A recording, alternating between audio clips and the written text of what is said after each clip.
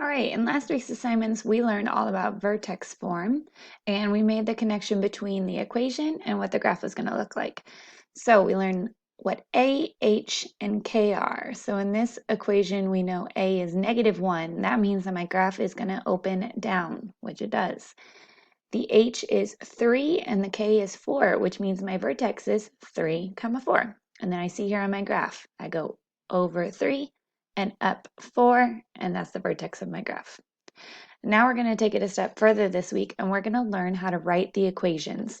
Instead of me giving you the equations, I'm going to give you either just the vertex and a point, or I'm going to give you the graph, and you're going to write the equation for me.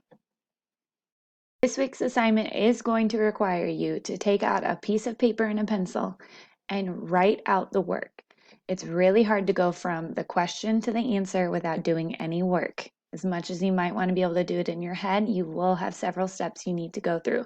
I'm only going to give you a couple questions for this assignment because I want you to take the time to write it down and work it out and not be caught up in doing a bunch of examples, but actually trying on 3 or 4.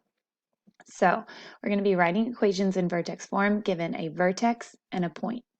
We're going to label the vertex H and K, and the point is just X and Y, like every point that you've learned how to graph since about 6th grade. Once we have them labeled, we're going to plug it into the formula we learned last week. Then the only variable that we don't know from that formula will be A. We won't know what that number out front is. So we're going to solve for A, and then you have all the information that you need. You plug it back in, you got your equation. So I'm going to go ahead and work through this example with you. I would highly encourage you to take out a piece of paper and write down what I'm doing with me. Pause the video whenever you need to, but it's going to really help you to make sure that you understand how to solve for A. So example number 1 here, write the equation of a quadratic function whose vertex is 2, 1, and the point on the graph is 3, 2. So all you have to remember to do is how to label these problems. So if the vertex is 2, 1, that's H and K. Make sure that I can write H and K. And the point on the graph is 3, 2. We label that as X and Y. So I'm going to have you guys do it step by step here. The first thing you should do is label what H, K, X, and Y are and have it up here at the top so that you can access it easily. 2, 1, 3, and 2. Okay, so now your job is just plugging in. You're going to plug in each of these variables into the formula that you learned last week. So instead of Y, I'm going to plug in a 2 because Y was equal to 2. Instead of A, well, I don't have, notice that none of these are labeled as an A. So I don't have an A, so I'm going to keep that as just A. Parentheses, I do have an X though. X was 3, so I'm going to replace X with 3. Minus, that stays a minus sign because that's a part of the formula, and H was 2. So this should make sense because you always change the sign of H. So if H was a positive 2, you should see minus 2 in your formula. Parentheses, the little 2, the square does not change. It's part of the formula. Plus K, and K was 1. So all I did was plug in H, K, X, and Y into the formula that you learned last week, the vertex form. The only variable we don't have is A, okay? So I'm going to be solving for what A is. And I do that by just doing my orders of operation. Take it a step at a time and go slow with it. So first thing that we should do is what's inside parentheses, because if you remember Penn does, P, parentheses, exponents, multiplication or division, addition, subtraction. I'm going to start with my parentheses and then go from there.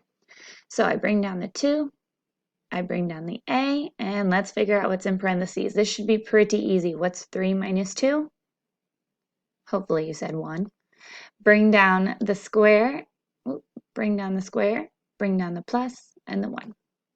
All right, according to my orders of operations, the next thing I should do is my exponents. This is 1 squared. I know you guys don't have calculators at home, but you do have your computer, you do have the calculator on your phone, and you should just remember what it means to square something. 1 squared is just 1 times 1, so that comes out to a nice 1. So I'm going to replace that with just A times 1. Okay, so one step at a time. Now I am solving an equation, okay? So if I'm trying to solve for a here, so notice that that didn't move at all. I'm trying to get a alone. That means I need to get rid of everything else and move it to the other side of the equation. So to get rid of this plus 1 on the end, I'm going to minus 1. Cancels. What I do to one side, I must do to the other. So subtract 1 over here. All right, 2 minus 1 is 1. Bring down your equal sign, bring down your A, bring down your 1. We're almost there. A has to be completely alone, and so to get rid of the number next to A, our last step in solving equations almost every time is to divide by that number. So I'm going to divide, oh, not selected, divide by 1. That will cancel, but then I have to divide the other side by 1. And my final answer is going to be A equals 1.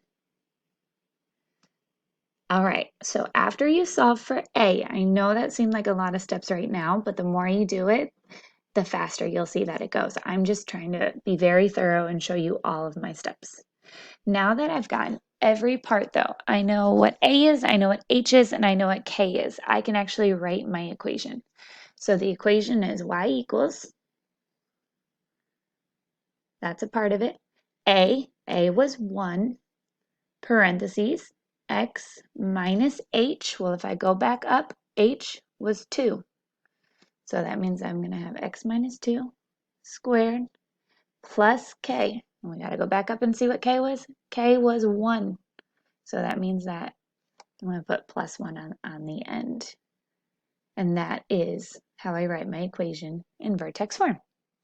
All right, it seems like kind of a lot of steps, but the way that I'm going to have you guys do it is by actually filling in the work and typing it if you want to. So you're going to have the option where you can either write with your finger like I just did, or you can type in the answers, or if you just like doing pen and pencil on paper, you can do it that way. You'll just send a picture to me so that I can see it later. All right, so here is another example. If you made it this far in the video, you're going to get a chance to see how you can easily do your assignment like this, okay? So write the equation of a quadratic function whose vertex is negative 1, 1, and the point is 0, 3. So first we label h is negative 1. K is positive 1. This isn't in a formula, so we don't change anything. We keep it negative 1, positive 1. X is from the point, so x is 0, and y is the other coordinate from the point, y is 3. Okay, so once you have those labeled, then we're going to plug it into the equation. Look, the equation is already set up. We're going to replace the variables with the numbers up here. So y was 3, so I'm going to replace y with a 3. A, I have nothing to replace a with because I don't know a. That's what I'm going to solve for. X is 0. H was negative 1. Okay, we'll come back to that. There's something we should know about that.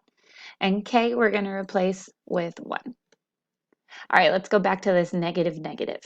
So at this point in your math career, we should know that 2 negatives equal a positive. Hopefully you said that. So I'm going to change that to just a plus 1.